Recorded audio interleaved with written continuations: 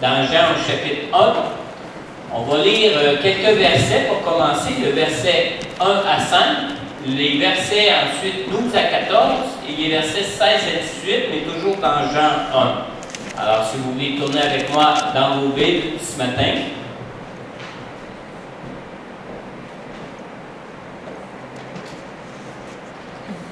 Je vais demander à mon épouse de faire la lecture pour moi de ces versets. Oui, ce sera mieux au micro peut-être. Parce que j'ai des problèmes avec mes lentilles cornéennes depuis quelques semaines. On m'en a commandé des nouvelles, puis j'ai peine à lire directement dans la Bible. Pour ce qui est de mes notes, j'ai écrit à la grosseur que je veux, mais ma Bible est écrite trop petite avec les lentilles cornéennes que j'ai présentement pour que je puisse librement lire. Jean, chapitre 1, le verset 1 à 5. Au commencement, la parole existait déjà. La parole était avec Dieu et la parole était Dieu. Elle était au commencement avec Dieu. Tout a été fait par elle et rien de ce qui a été fait n'a été fait sans elle. En elle, il y avait la vie et cette vie était la lumière des êtres humains. La lumière brille dans les ténèbres et les ténèbres ne l'ont pas accueillie. Verset 12 à 14. Mais à tous ceux qui l'ont accepté, à ceux qui croient en son nom, elle a donné le droit de devenir enfants de Dieu, puisqu'ils sont nés non du fait de la nature ni par une volonté humaine, mais par la volonté, ni par la volonté de Marie, mais qu'ils sont nés de Dieu. Et la parole s'est faite homme, elle a habité parmi nous, pleine de grâce et de vérité, et nous avons contemplé sa gloire, une gloire comme celle du Fils unique venu du Père. Et pour terminer, les versets 16 à 18, toujours dans Jean 1. Nous avons tous reçu de sa plénitude et grâce sur grâce. En effet, la loi a été donnée à travers Moïse, mais la grâce et la vérité sont venues à travers Jésus-Christ. Personne n'a jamais vu Dieu. Dieu, le Fils unique qui est dans l'intimité du Père, est celui qui l'a fait connaître. Amen. Merci beaucoup, Sylvie. J'ai intitulé mon message ce matin « Amour, vérité et puissance ». Maintenant, peut-être que vous vous demandez pourquoi prendre le temps de lire tous ces versets de la parole de Dieu. Hein? Pourquoi? Et pourquoi d'autant plus que pour la plupart d'entre nous, on sait déjà qu'au commencement, la parole existait déjà et que la parole était Dieu. Et qui de nous-mêmes ne sait pas, comme on a lu au verset 12, qu'à tous ceux qui croient en son nom, que Jésus leur donne le droit de devenir enfants de Dieu, nés de Dieu par le Saint-Esprit. Mais vous savez, l'importance de prendre le temps de lire et de relire la parole est que sans Jésus, et n'oubliez pas, hein, Jésus est lui-même la parole de Dieu en personne. Alors, sans Jésus, nous demeurons sans force et nous demeurons à la merci du pouvoir du Père du mensonge qui est l'ennemi de nos vies. Ça, il ne faut jamais oublier ça. La parole de Dieu, vous savez, n'est pas seulement une matière d'enseignement pour nos vies, mais c'est une question même de vie spirituelle pour chacun de nous. Nourrir notre foi de la parole de Dieu n'est pas une option pour nos vies. Nous nourrir de la parole, c'est une question même de liberté ou d'esclavage. Dans Jean, au chapitre 8, au verset 31, Jésus dit à ceux qui avaient cru en lui, « Si vous demeurez dans ma parole, vous êtes vraiment mes disciples. » Dans ce verset-là, ici, on met souvent l'accent de demeurer dans la parole afin d'être de vrais disciples de Jésus. Et ça, c'est pas faux, c'est vrai. Mais c'est pourquoi je crois que Jésus mettait l'accent sur l'importance de garder, de demeurer dans sa parole pour ceux qui avaient cru en lui, se trouve plutôt dans le verset suivant, où Jésus nous dit dans le verset suivant, au verset 32, ça change-tu? Ah, les flèches? Ah, c'est les flèches de côté. Ouais, d'accord. Il nous dit dans Jean, au chapitre 8 et au verset 32, « Si vous demeurez dans ma parole, vous connaîtrez la vérité, Et c'est là, c'est tout. Ça prend toute son importance. Et la vérité vous rendra libre. Amen. Amen. Dans Romains 1,16, nous lisons dans Romains 1,16 que l'évangile de Christ, c'est la puissance de Dieu pour le salut de tout homme qui croit. La plupart des gens qui cherchent à me consulter, vous savez, comme pasteur, me disent souvent, « Pasteur, rien ne va plus dans ma vie. Qu'est-ce que je dois faire? » Et invariablement, je réponds toujours la même chose. Ce n'est pas ce que tu dois faire qui est important pour changer ta vie. C'est ce que tu crois. Maintenant, la vérité est importante pour nous parce que nos vies vont se dérouler en fonction de ce que nous croyons. Et la foi vient de la parole. Et la vérité, c'est la parole de Dieu. Amen. La vérité de la parole se pointe à nouveau à mon esprit quand je pense à la parole de Dieu et à son importance, à ce que je crois pour moi, pour ma vie. Et ça m'amène à penser à Romains au chapitre 10 et au verset 17 qui dit « Ainsi, la foi vient de ce qu'on entend et ce qu'on entend vient de la parole de Dieu. » Alors, de quoi notre foi est-elle nourrie? Notre foi est-elle nourrie des croyances de ce monde ou de la vérité de la parole de Dieu? Et c'est là tout le point d'importance de se garder dans la parole de Dieu pour nos vies. Vous savez, il y a de récentes statistiques provenant d'un sondage qui disent qu'il y a seulement 4% des gens de nos églises, on parle d'églises évangéliques, de nos églises qui lisent régulièrement leur Bible. Seulement 4%. Imaginez si lire notre Bible pour un chrétien aurait un effet sur notre poids physique. Je pense qu'il y en a qui seraient rachitiques. Beaucoup seraient rachitiques. 96% selon les statistiques seraient rachitiques. Alors, vous voyez comment c'est important de nous garder dans la parole, de lire la parole, de nous nourrir de la parole, parce que notre foi vient de ce que nous entendons, et ce que nous entendons doit venir de la parole pour nos vies. Pour être libre. Libre en fonction de la liberté que Jésus veut pour nous, pour nos vies. C'est lui qui est la vérité et qui est venu comme une lumière dans ce monde pour nous éclairer, pour que nous soyons libres. Amen. Alors Jésus n'est pas seulement venu pour nous réconcilier avec Dieu. On lit même dans Jean 10,10. Dans Jean 10,10, ici, on lit même, le voleur ne vient que pour voler, égorger et détruire. Moi, dit Jésus, je suis venu afin que mes brebis aient la vie et qu'elle l'ait en abondance. Amen. Peux-tu dire amen à ça? Amen. Alors Jésus est venu pour nous donner une toute nouvelle vie et pour nous conduire dans une nouvelle vie avec lui. Dans Jean, chapitre 1, on lit dans les versets 16 et 17. On lit ici, nous avons tous reçu de sa plénitude et grâce sur grâce.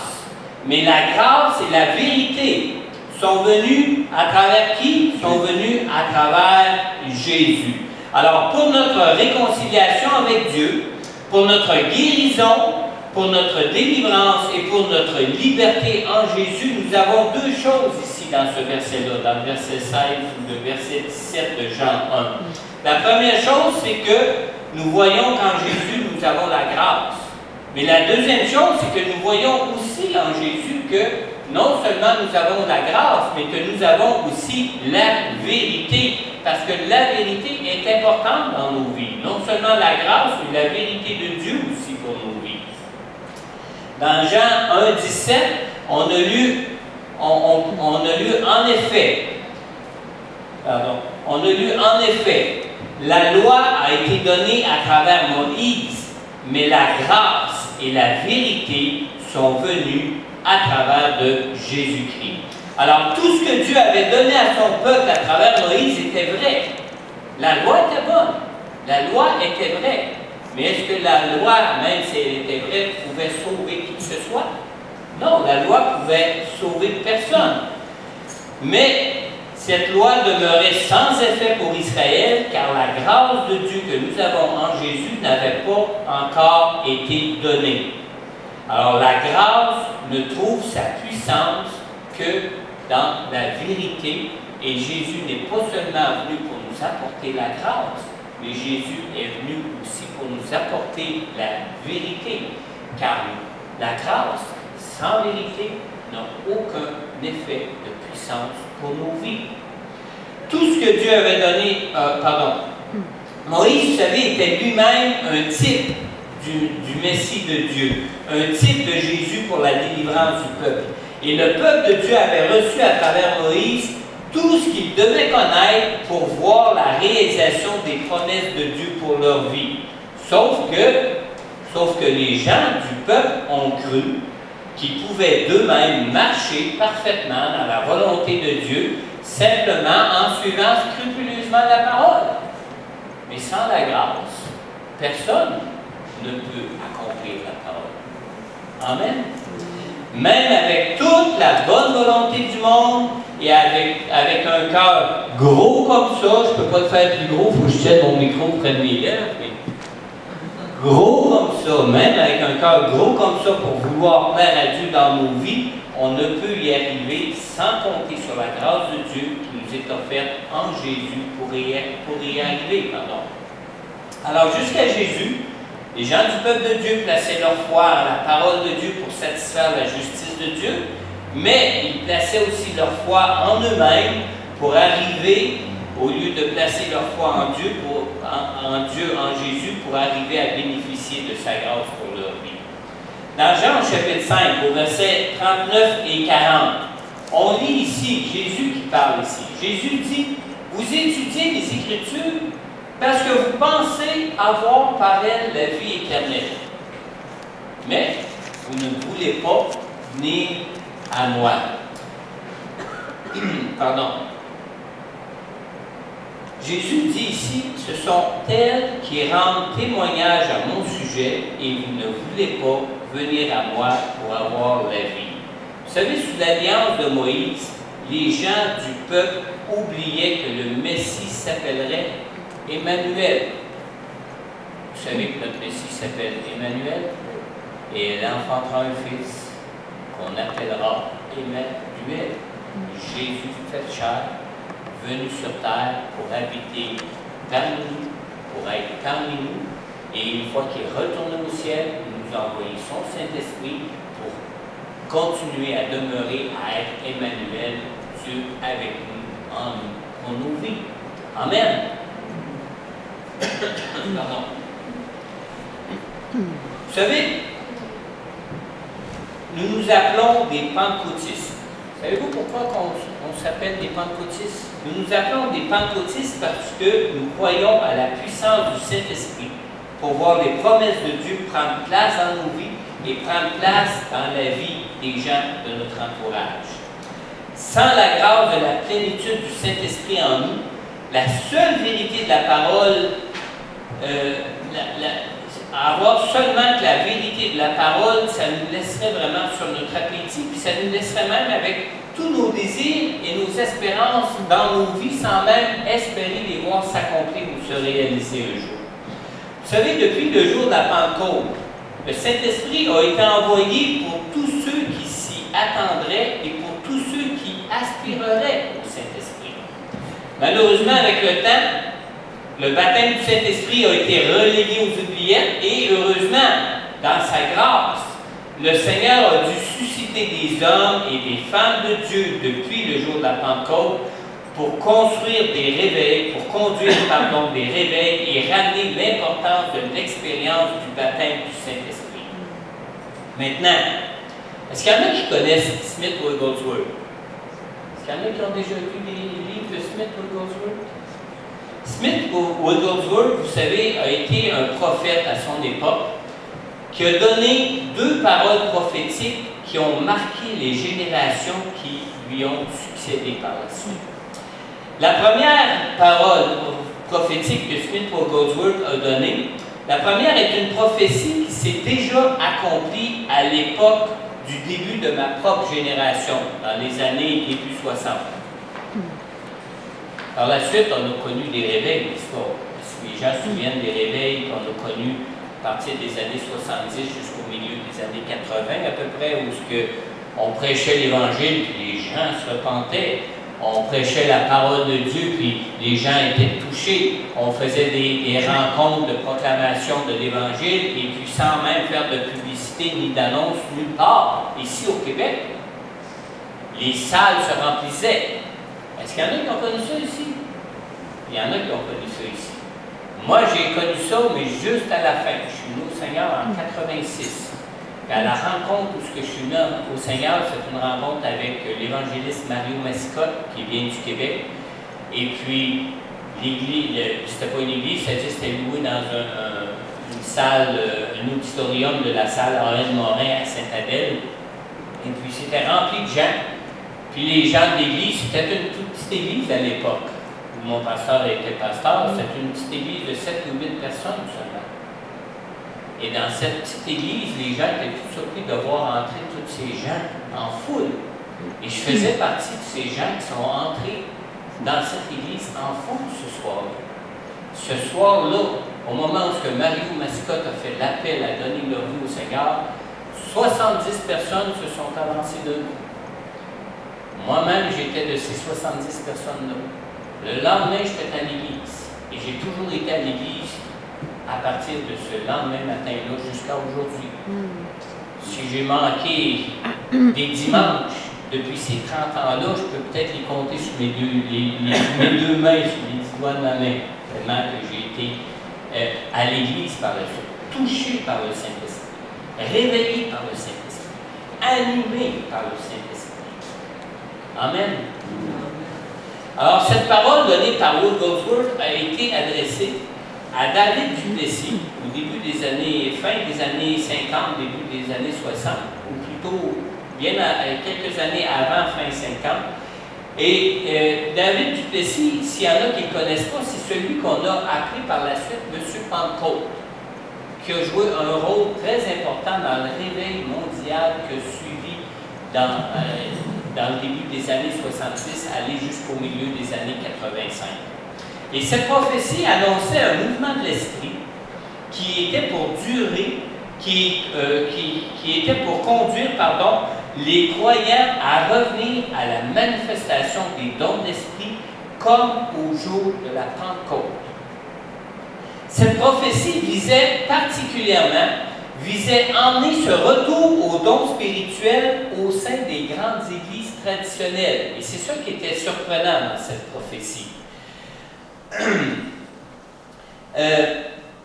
De là est né le mouvement que vous avez sûrement entendu parler ou que vous connaissez sûrement, le mouvement qu'on appelle ici au Québec le mouvement charismatique au sein des églises catholiques et la réforme catholique qui a suivi, qu'on a appelé par la suite Vatican II. Mais malheureusement, ce réveil-là n'a pas changé les valeurs traditionnelles de base de cette église. La grande majorité des gens étaient religieux, les gens de cette époque étaient religieux, et la grande majorité de ces gens ont continué à s'appuyer sur leurs propres œuvres plutôt que sur la foi en Jésus pour leur vie. Par contre, et c'est ce qui est spécial par rapport à tout ce mouvement de l'esprit, c'est que beaucoup de ceux qui ont adhéré au mouvement charismatique à l'époque, à l'intérieur même de l'Église traditionnelle catholique qui était ici au Québec, beaucoup de ceux qui avaient l'amour de la vérité ont par la suite délaissé l'Église traditionnelle pour joindre des églises de la parole de Dieu, qui est la vérité, qui compose aujourd'hui la majorité des églises évangéliques, qu'elles soient pentecôtistes ou non, qu'on trouve aujourd'hui au Québec. Amen. Je ne suis pas un professeur d'histoire. Je veux juste en venir à une chose bien précise par rapport à la vérité de la parole de Dieu pour nos vies. Dans Jean 1, 17, on lit ici, ou on a lu plus tôt tantôt, « La grâce et la vérité sont venues à travers Jésus-Christ. » Alors, sans la grâce de la présence de Dieu avec nous, la vérité demeure impuissante. Amen.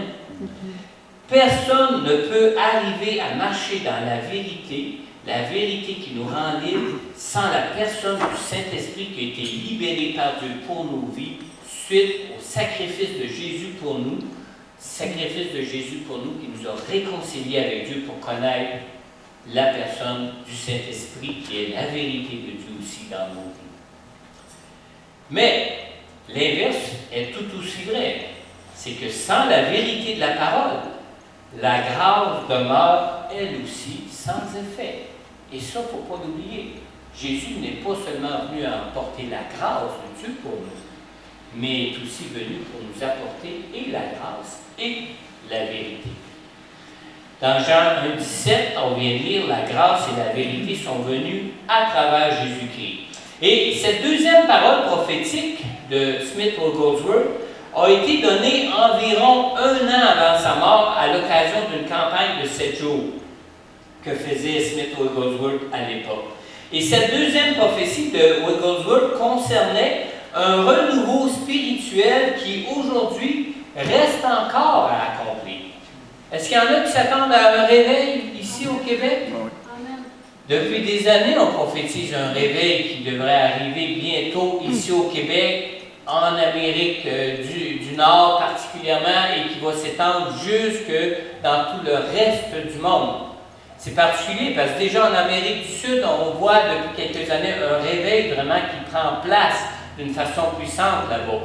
Puis ici au Québec et en Amérique du Nord, on crie « Seigneur, quand est-ce que ton réveil va arriver? » Parce que ce réveil-là a été prophétisé non seulement par Wigglesworth à son époque, mais successivement par plusieurs prophètes qui viennent de plusieurs horizons de l'Église du Seigneur Jésus-Christ dans le monde, qui parlent d'un réveil prochain et puissant qui devrait s'accomplir pour nous. Amen.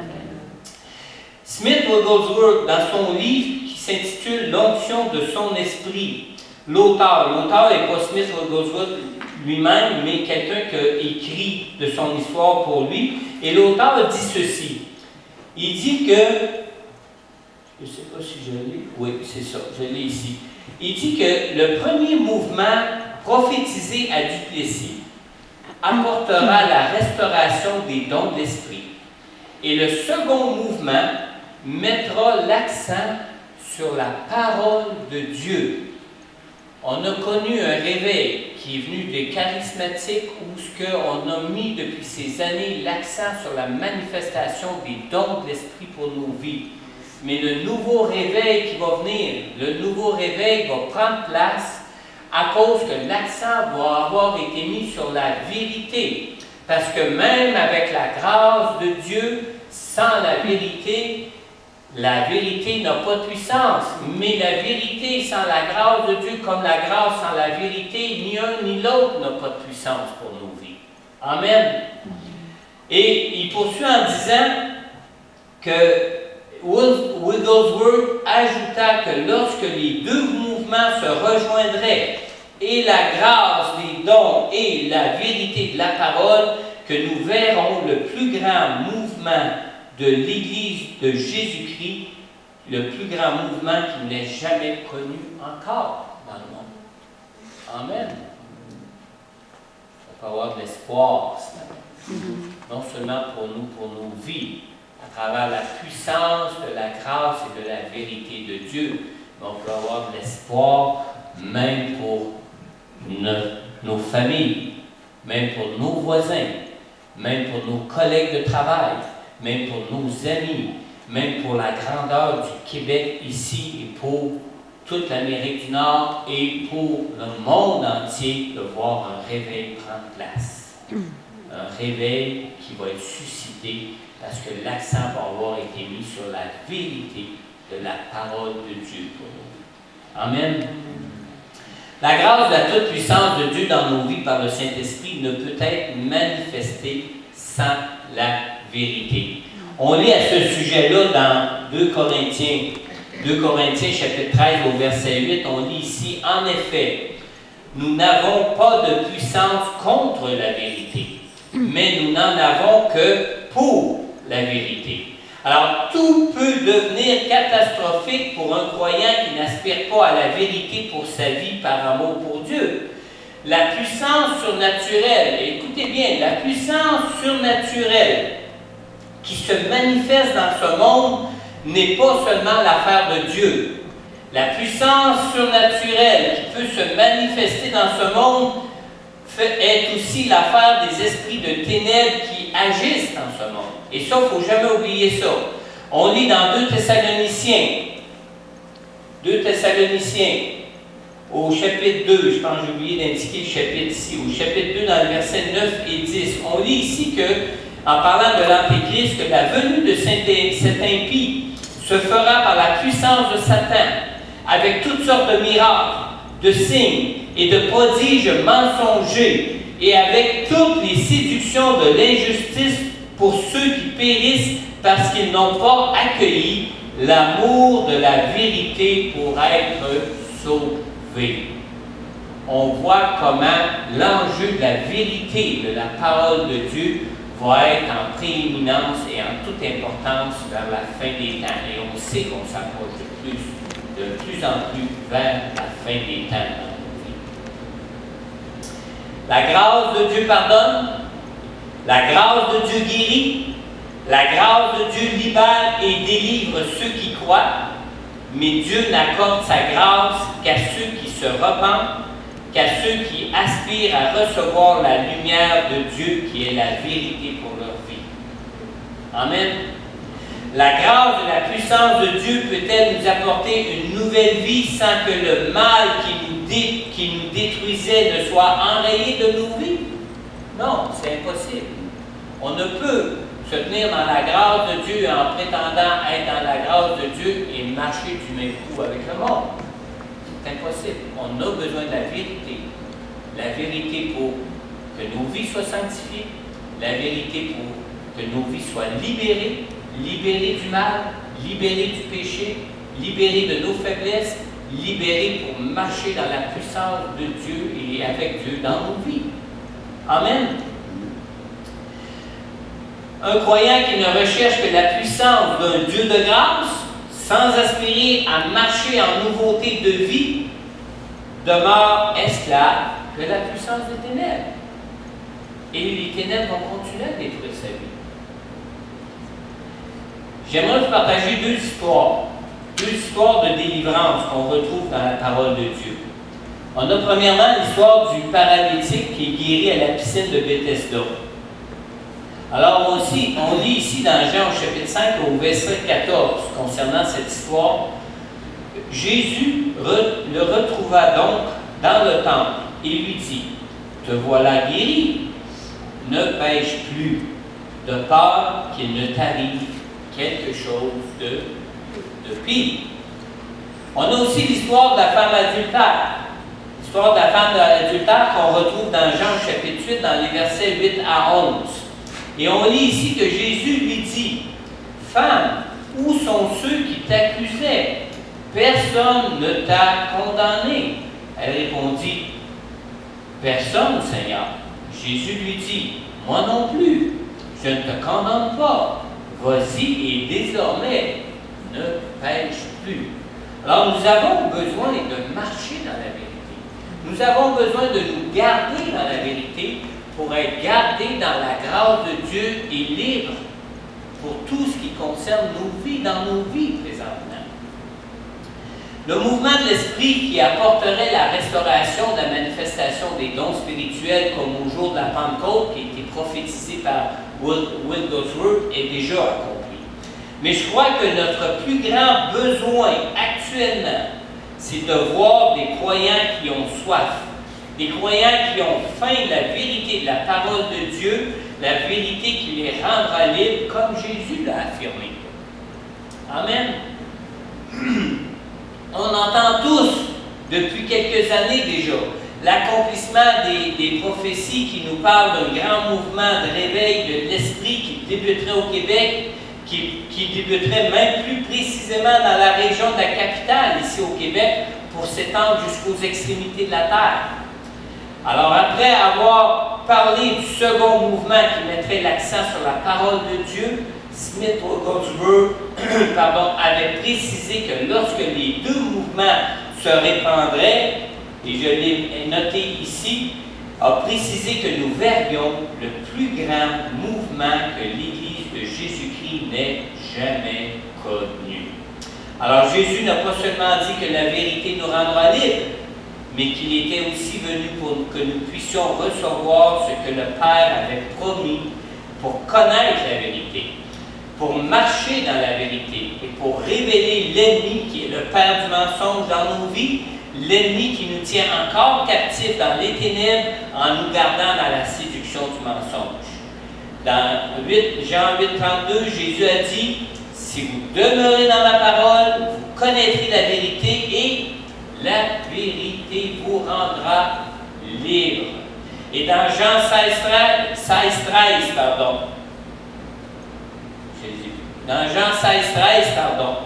Jésus a dit aussi, quand le défenseur sera venu, l'Esprit de vérité, il vous conduira dans toute la vérité. Et dans Jean 7,37, Jésus s'écria, si quelqu'un a soif, qu'il vienne à moi et qu'il boive.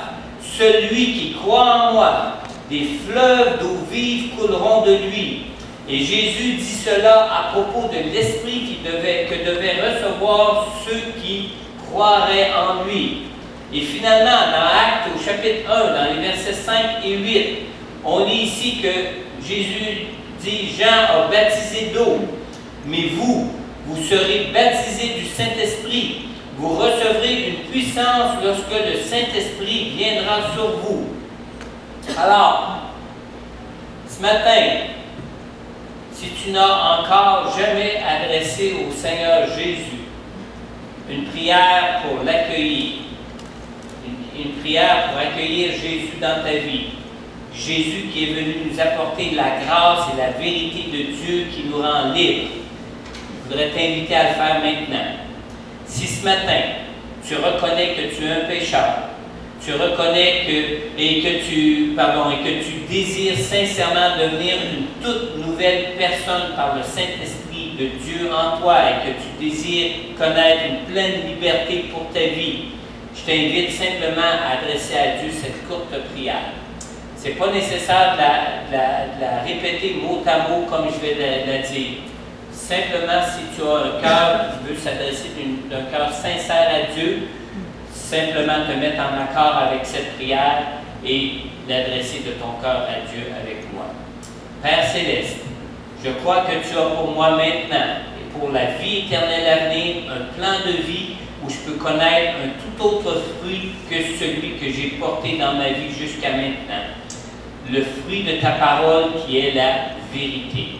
Je crois en Jésus qui a souffert pour moi. Je crois en Jésus qui est mort à la croix pour moi pour que je sois pardonné pour tous mes péchés. Je reconnais que je suis pécheur et que sans le Saint-Esprit dans ma vie, que je ne peux arriver à autre chose qu'à du mal dans ma vie. Je reconnais avoir vécu ma vie jusqu'à ce jour comme si tu n'existais même pas. Je reconnais même maintenant combien j'ai besoin de ton Saint-Esprit, de ta présence avec moi pour vivre une toute nouvelle vie avec toi dans la vérité. Seigneur Jésus, je t'ouvre maintenant tout mon cœur. Je te prie, Seigneur, maintenant, d'entrer dans ma vie, afin que je puisse devenir une nouvelle créature avec toi, en marchant avec toi par la personne du Saint-Esprit en moi. Je te le demande, Père, dans le nom de Jésus, ton Fils, qui est mort et ressuscité pour moi. Et si tu as sincèrement adressé dans ton cœur cette prière à Dieu, tu peux dire simplement Amen.